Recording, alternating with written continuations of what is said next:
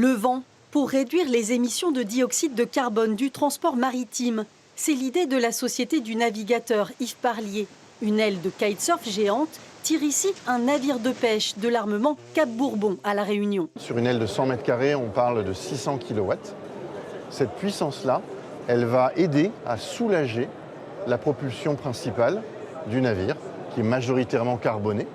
Et cette propulsion principale, on va la réduire en moyenne de 20% et jusqu'à même 40% si on vient ajouter des systèmes de routage météorologique.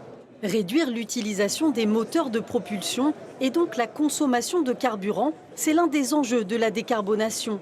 Thème favori du salon Euromaritime de Marseille. 3 jours de rencontres pour accélérer la transition énergétique. Sur la propulsion vélique, donc nous on va proposer tous les systèmes électriques et les systèmes de contrôle-commande qui vont permettre aux marins de piloter leur gréement et donc on va pouvoir permettre de gérer de manière automatique le réglage des différentes voiles en fonction des conditions de vent, en fonction des conditions de mer. Décarboner en mer, mais aussi à terre. L'enjeu est d'électrifier les quais des ports pour permettre aux navires de couper leurs moteurs en escale. Des dispositifs encore peu présents, car coûteux, et pourtant essentiels. Vulgairement, c'est des grosses rallonges électriques à roulettes. Avec des grosses prises, avec des câbles qui sont très très gros. Et nous avons aujourd'hui un système modulaire assimilé à un camion de pompiers qui permet de transférer toute cette énergie d'un point fixe à un point mobile.